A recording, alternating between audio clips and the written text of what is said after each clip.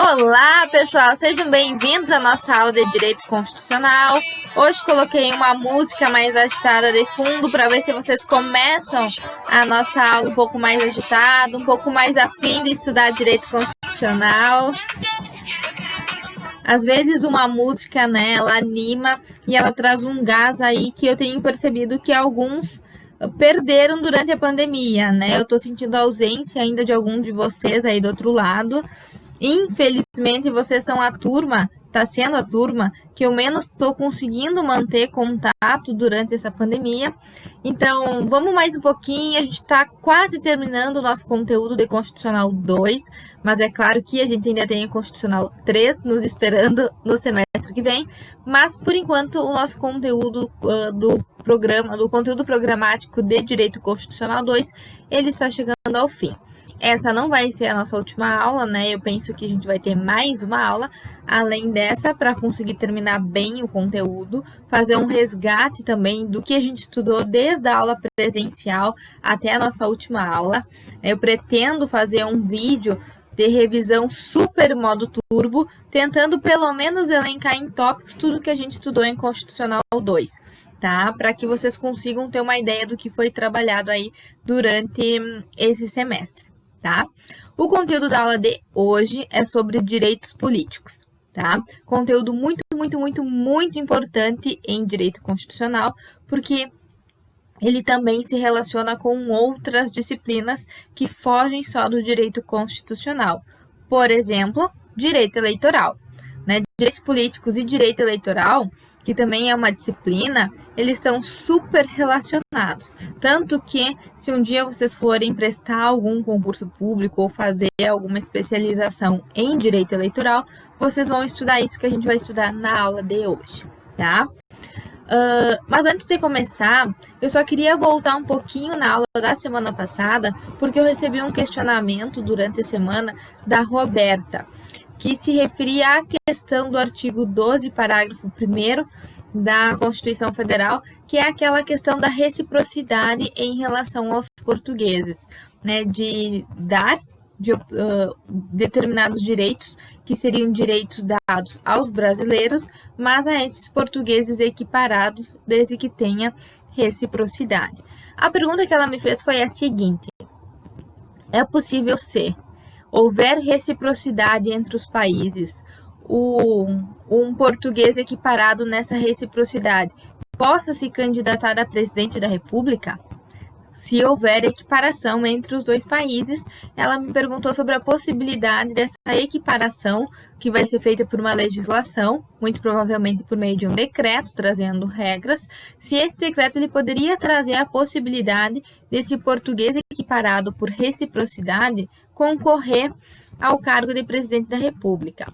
Pergunta bem interessante que ela me fez, e eu aproveito, considerando que eu achei bem oportuna a pergunta, eu começo a aula, então, resgatando esse conteúdo e já alcançando, caso alguém também tenha ficado com alguns questionamentos e não tenha me procurado. Bom, pessoal, a resposta é não. Não poderá a reciprocidade fazer com que esses portugueses equiparados por reciprocidade se candidatem e sejam eleitos a presidente da República. Por quê? Porque se vocês forem ler lá no finalzinho do parágrafo 1º, que vai tratar sobre a reciprocidade, ela vai trazer uma exceção. Ela vai dizer que é possível dar direitos a esses portugueses, né, que seriam direitos conferidos aos brasileiros, salvo casos previstos nessa Constituição. Ou seja, essa regra de reciprocidade ela não é absoluta. É possível que a própria Constituição estabeleça exceções que não vão alcançar esses portugueses por equiparação por meio da reciprocidade. Um dos casos, que é já tratando da própria questão que a gente estudava na aula passada, é o caso do parágrafo 3º, também do artigo 12. No parágrafo 3º, a gente vai ter cargos que somente brasileiro nato poderá se candidatar, que é o caso de presidente e de vice-presidente da República. Então, a própria Constituição já trouxe uma exceção. A Constituição já disse, olha, lá no parágrafo 1º, eu trouxe a possibilidade de portugueses equiparados por reciprocidade também terem alguns direitos que seriam direitos inerentes somente aos brasileiros, mas que em razão dessa reciprocidade alcançaria também aos portugueses. Mas lá no final vem a ressalva: a Constituição pode trazer exceções a essa reciprocidade. E aí no parágrafo 3º, a Constituição já grita: alô? Aqui temos uma exceção, que é aquela exceção que se referia ao parágrafo 1º. Que exceção é essa?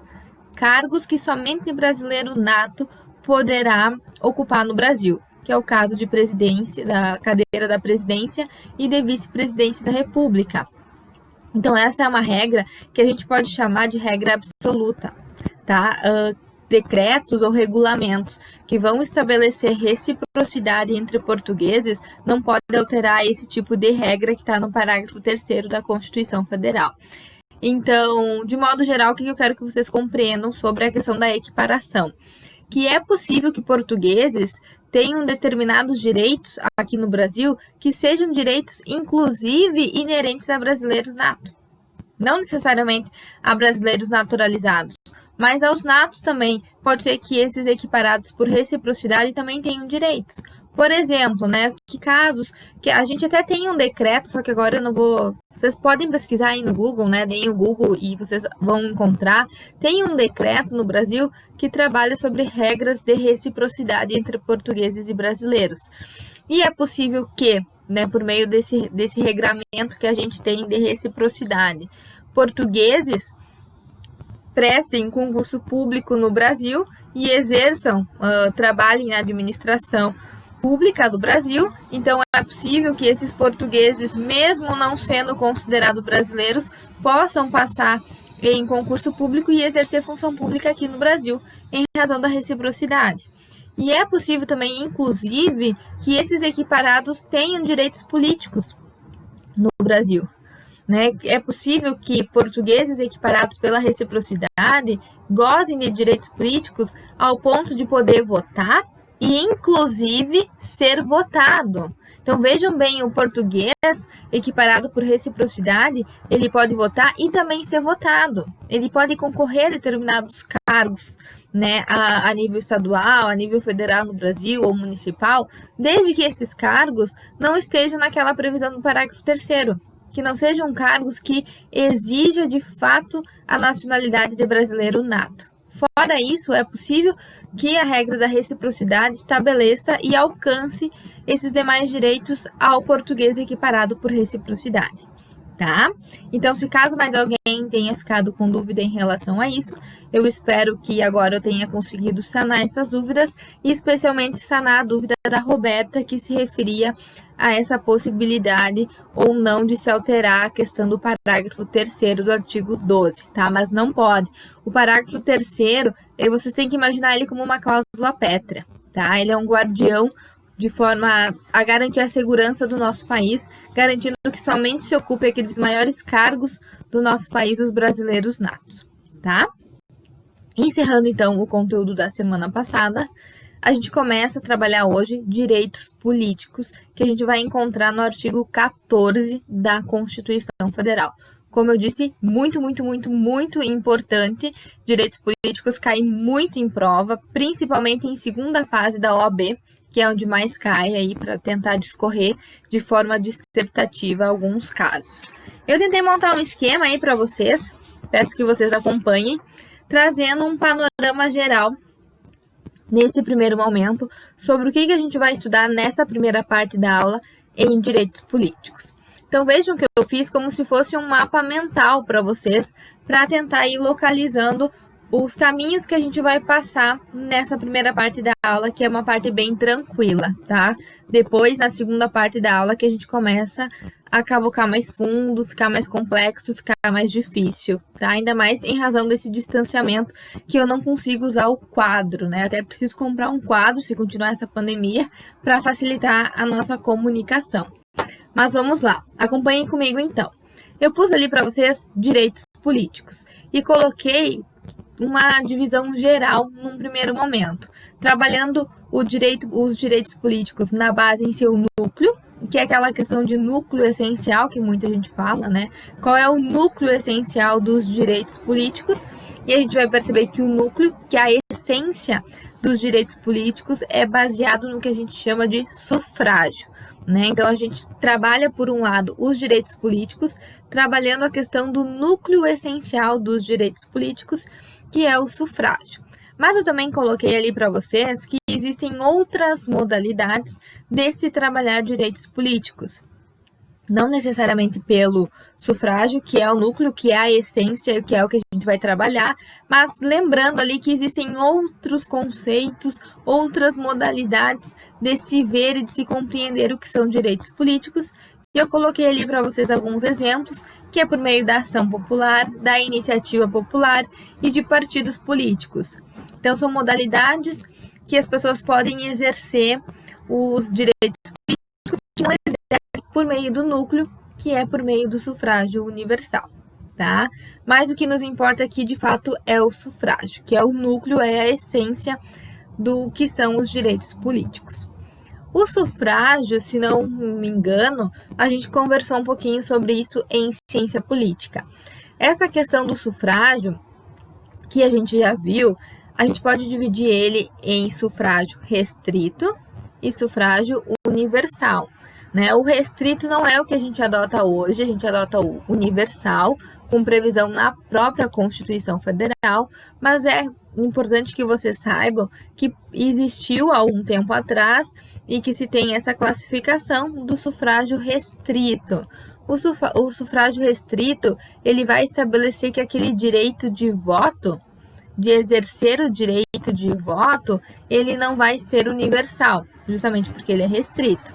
E as duas principais restrições que a gente tem e que eu pus ali para vocês é o restrito na modalidade censitário, né, que a gente já viu que se trata de uma questão de renda econômica, que nem todo indivíduo poderia exercer o direito de voto, somente indivíduos que tinham uma certa condição financeira elevada, que tivesse um mínimo de renda que viesse previsto já na legislação. Então, o censitário trabalha com questão econômica, com uma renda mínima para poder exercer o direito de voto. E o capacitório, o restrito capacitório, ele delimita as pessoas que vão poder votar em razão da capacidade. Por exemplo, né, questão de analfabeto, proibição de analfabeto exercer o sufrágio universal, é uma restrição capacitória. Ou determinar que somente pessoas que tenham concluído o ensino superior completo possam votar. Então, a gente classifica essas pessoas que podem votar em razão do nível, como se fosse nível intelectual.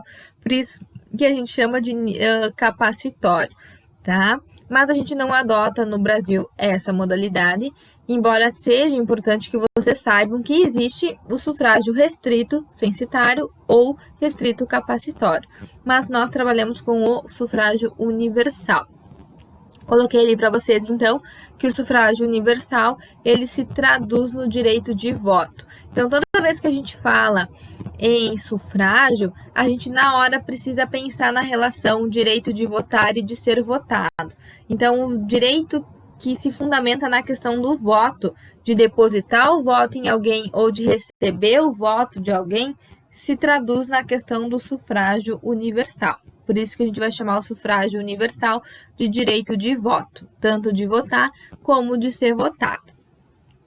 O direito de voto, então, dentro dessa perspectiva, ele se subdivide em 3 outros aspectos importantes. O direito de voto, ele vai se dividir na capacidade ativa, na capacidade passiva e na democracia participativa. Na capacidade ativa, a gente vai ter regras de alistabilidade. Isso a gente vai encontrar lá no artigo 14, parágrafo 1º e parágrafo 2º da Constituição Federal, né? Então, quem quiser já anotar aí a base legal, a capacidade ativa, que são regras de alistabilidade, ou seja, né, o que é alistabilidade? São as regras de quem são os eleitores. Quem é que pode votar em outra pessoa. Então, capacidade ativa são as pessoas que podem votar, são os eleitores, e essas pessoas a gente vai chamar de alistáveis. Essas regras a gente vai encontrar no artigo 14, parágrafo 1º e parágrafo 2º da Constituição Federal. Depois, a gente tem a capacidade passiva.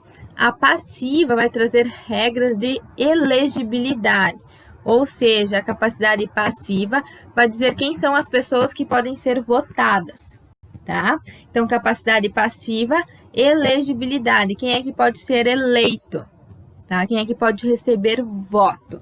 As regras de elegibilidade a gente também vai encontrar no artigo 14 da Constituição, parágrafo 3º ao parágrafo 9º. Então, a gente tem bem mais regras aí de elegibilidade e a gente vai perceber no decorrer da aula que a listabilidade é bem tranquilo. É uma questão de compreender e de decorar e vai embora.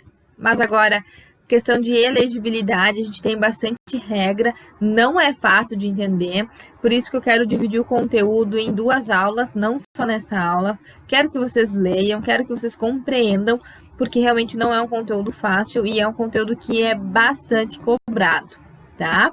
E por fim tem a democracia participativa, que a gente já estudou em ciência política e pus aqui para a gente relembrar, que é a questão do plebiscito e do referendo, também no artigo 14, lá nos incisos, inciso 1, inciso 2 e inciso 1 e inciso 2, né, que a gente vai encontrar plebiscito e referendo, tá? Que são formas de democracia participativa.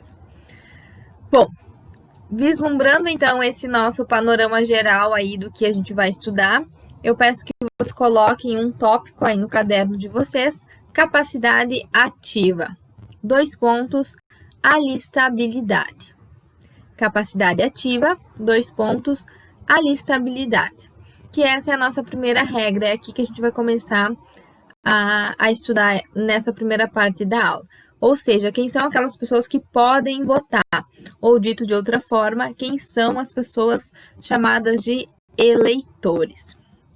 Bom, lembrando então que esse conceito a gente vai encontrar no artigo 14, parágrafo 1º e parágrafo 2º da Constituição, que daqui a pouquinho a gente vai lá para a Constituição para ler, tá? Mas antes, agora que vocês já escreveram aí capacidade ativa, alistabilidade, a gente precisa dividir essa capacidade ativa em 3 momentos. Primeiro, a capacidade ativa na modalidade obrigatória. Então, a gente tem primeiro os obrigatórios, depois a gente tem os facultativos e depois a gente tem os inalistáveis. Então, a gente tem 3 categorias dentro da capacidade ativa: os obrigatórios, os facultativos e os inalistáveis, ou seja, aqueles que não podem ser eleitores, que não podem se alistar, tá? Desculpa. Os obrigatórios, ou seja, aquelas pessoas que são obrigadas a votar no Brasil, são aquelas alistáveis por lei, são os maiores de 18 anos. Então, de acordo com o texto da Constituição Federal, os maiores de 18 anos são obrigados a votar. Então, eles que a gente vai enquadrar ali na categoria de obrigatórios, tá? Então, ao lado de obrigatórios, vocês escrevam maiores de 18 anos. São obrigados a votar. Na categoria facultativo, a gente vai dividir em três momentos. Os facultativos, primeiro, são aqueles entre 16 e 18 anos. Então, as pessoas que completam 16 anos, elas podem ir na Justiça Eleitoral e requerer o título de eleitor para votar, com 16 e com 17 anos. Mas é facultativo. Aquele jovem que quer ser participativo, que quer ter opinião e fez 16 anos, vai lá na Justiça Eleitoral, requer o título de eleitor para poder votar nas eleições. Mas isso é um ato voluntário, um ato de vontade, tá? É o adolescente que quer participar. Agora, quando ele completa 18 anos, aí ele passa para a modalidade obrigatória, tá? Então, no facultativo, num primeiro momento, a gente tem aqueles entre 16 e 18 anos. Também como facultativo, os maiores de 70 anos.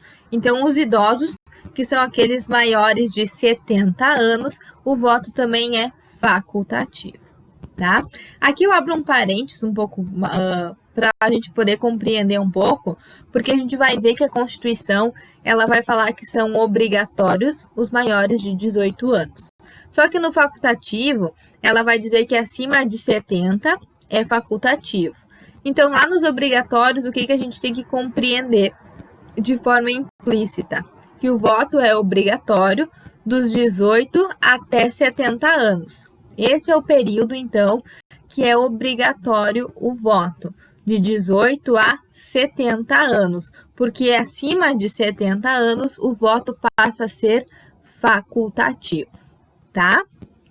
Também é voto facultativo, e aqui é importantíssimo, depois vocês vão ver por quê, são os analfabetos, tá? Os analfabetos, o voto é facultativo. Eles votam se eles quiserem votar, tá? Se eles quiserem participar. Se eles não quiserem votar, não quiserem participar, né, dos direitos políticos, exercer os direitos políticos, não tem problema, porque a Constituição diz que os votos dos analfabetos é na modalidade facultativa, beleza?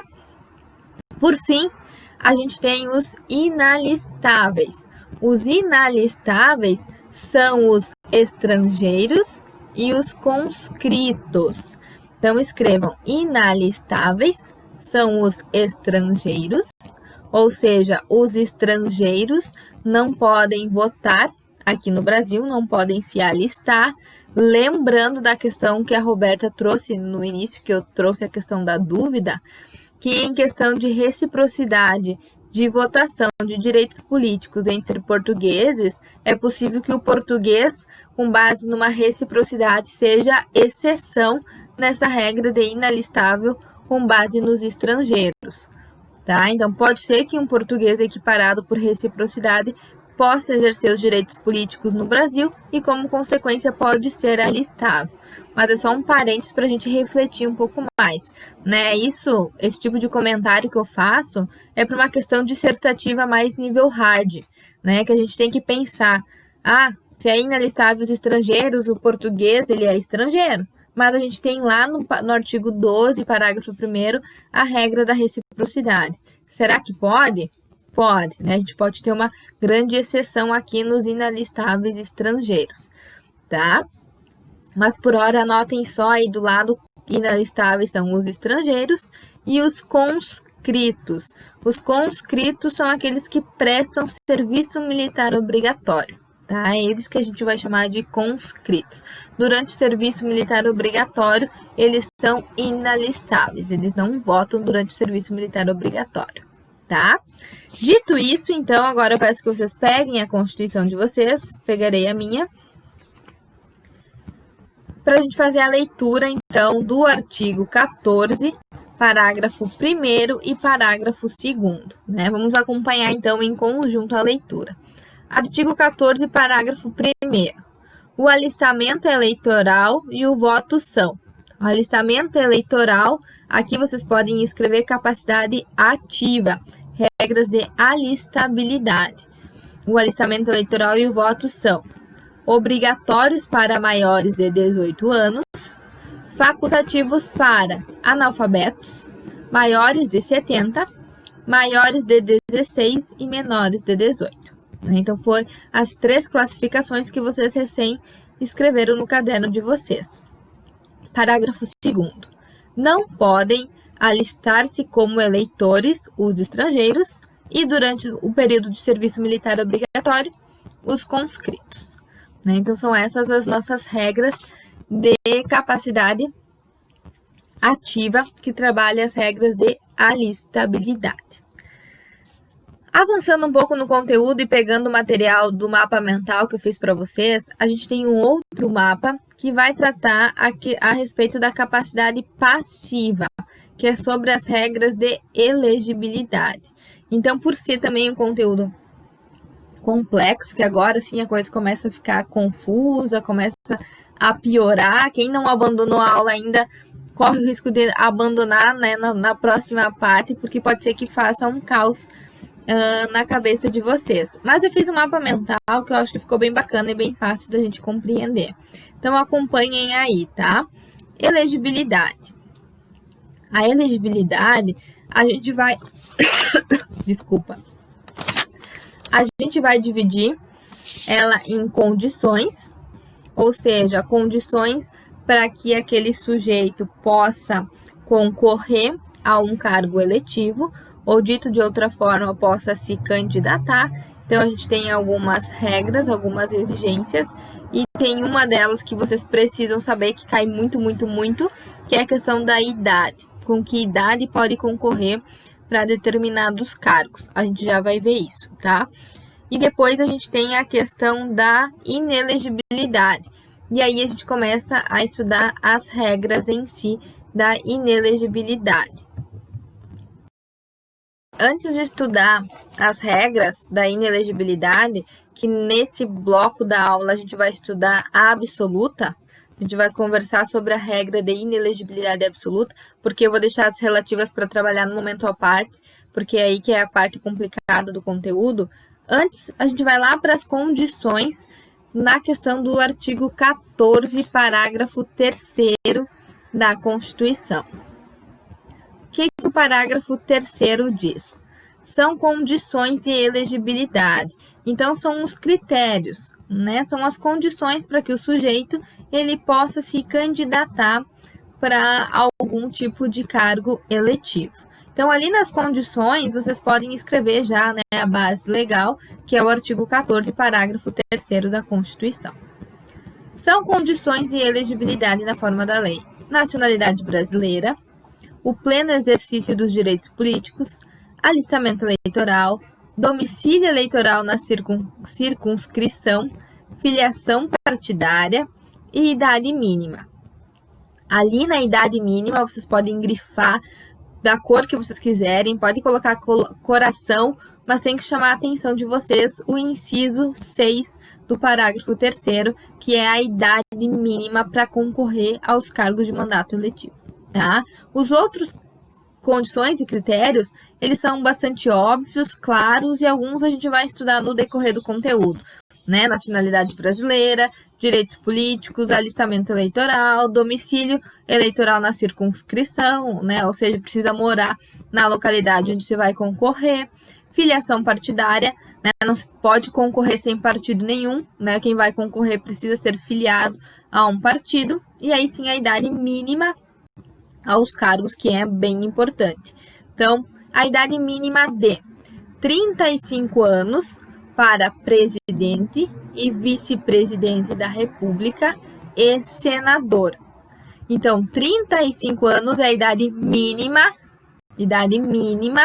para que o sujeito possa concorrer ao cargo de presidente da República e de vice-presidente, né? Claro que eles vão vir conjugados, se é do presidente e é do vice também, porque o vice ele pode substituir o presidente da República, né? Então, se ele pode substituir, a lógica é que tenham a mesma idade como condição, como critério, que é 35 anos. E a gente tem uma figura diferenciada aí nos 35 anos, que é o que leva em erro em muitas questões, que é a figura do senador, né? O senador, aquela pessoa que vai compor o Senado Federal, que vai representar o Estado membro da federação, ele pode concorrer ao cargo de senador quando ele completar 35 anos. Né? Então, percebam que o senador já é uma pessoa de mais idade, né? Assim como o presidente e como o vice-presidente da República. B. 30 anos para governador e vice-governador e do Distrito Federal, tá? Então, a gente tem do Estado e do Distrito Federal. Então, com 30 anos é o mais fácil de compreender, mais fácil de decorar. Porque com 30 anos a gente só tem para governador, tá? Então, 35 anos presidente, vice-presidente, senador, 30 anos governador, tanto do Estado como do Distrito Federal. E é só ele com 30 anos, tá? É só o governador, por isso que é mais fácil de decorar. 21 anos para deputado federal. 21 anos. Olha, percebam a diferença. Para senador, que é o Senado Federal, precisa 35 anos, no mínimo. Para deputado federal, que é quem vai compor a Câmara dos Deputados, a outra casa, juntamente com o Senado Federal, se exige 21 anos. Então, percebam que a gente tem uma diferença bem gritante e por isso que pode levar em erro muitas questões, né? Pelos dois órgãos, pelas duas casas serem do Congresso Nacional, a gente tem uma idade diferenciada bem gritante em relação às duas casas. O senador é 35 e o deputado federal é 21 anos. Então, 21 anos para deputado federal, para deputado estadual ou distrital, prefeito, vice-prefeito e juiz de paz. Então, percebam que o rol de 21 anos é bastante grande, né? A gente poderia até dizer que 21 anos seria quase a regra aí nos mandatos, que a gente tem deputado estadual, deputado federal, prefeito, vice-prefeito e juiz de paz. E por fim, com 18 anos, a gente tem a figura do vereador, né? A figura do vereador, ela tem como condição uma idade mais baixa, que é de 18 anos, justamente para oportunizar que aquele jovem entre para a política, né? Entre para a política já no âmbito regional da sua localidade. Então, aquele sujeito que sempre teve voz ativa, né? Alô, Maria Eduarda, né? Estava acompanhando seus vídeos esses dias no Instagram, de ter voz ativa, de tentar, de alguma forma, influenciar no bom sentido a sociedade, se oportuniza na vida política que se comece por meio de vereadores, justamente pela idade que é de 18 anos, para poder começar a entrar nessa vida, nessa carreira política, tá? Precisa decorar as idades? Precisa, tá? Cai muito em prova, eles tentam induzir bastante a erro na questão das idades, e se cai muito em prova, é claro que na nossa prova vai cair também, né? Então, repetindo, idade mínima para concorrer a cargos eletivos, né? Que são condições de elegibilidade. 35 anos para, repitam comigo em voz alta, né? Todo mundo falando em voz alta, mesmo que a distância, vocês precisam se sentir como se a gente estivesse numa sala de aula. 35 anos para presidente, vice-presidente e senador. 30 anos somente para quem? Para quem? Governador do estado ou do Distrito Federal. Somente esse com 30 anos? Tem mais alguém com requisito de 30 anos? Não, somente o governador. 21 anos, 21 anos para deputado federal, deputado estadual, prefeito, vice-prefeito e juiz de paz. Por fim, 18 anos para vereador. Isso, tá? Esses são, então, as condições para elegibilidade, com base principalmente no critério da idade, que é o principal aqui para nós, tá? Voltando, então, nas questões da inelegibilidade, como vocês podem ver, a gente tem duas regras. A regra que são as absolutas e as relativas. A gente vai começar aqui, para finalizar esse bloco da aula, conversando sobre a inelegibilidade absoluta. Ou seja, aquelas pessoas que a Constituição fala não pode se candidatar a um cargo, não pode concorrer a um cargo. São essas pessoas, e ponto. Então, a Constituição ela é curta e grossa, diz não pode e não se discute. É uma regra absoluta, porque nas relativas, a gente vai ver que dependendo do momento, a pessoa pode ou não se candidatar. Então, vai ter momentos que vai poder, vai ter momentos que não vai poder. Vai depender aí da função, se já exerce cargo, se tem parente que está se candidatando. Então, depende do momento para poder falar se é inelegível ou se é elegível. Essas são as relativas. Na absoluta, não é. Simplesmente a Constituição diz não pode e não pode. Tá? Não é dependendo das circunstâncias, é porque não pode mesmo.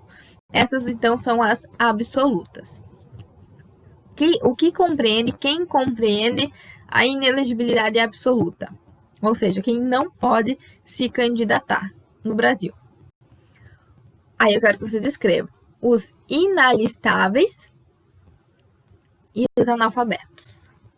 Vejam porque eu disse que os analfabetos eram importantes antes, né? Inelegível de forma absoluta.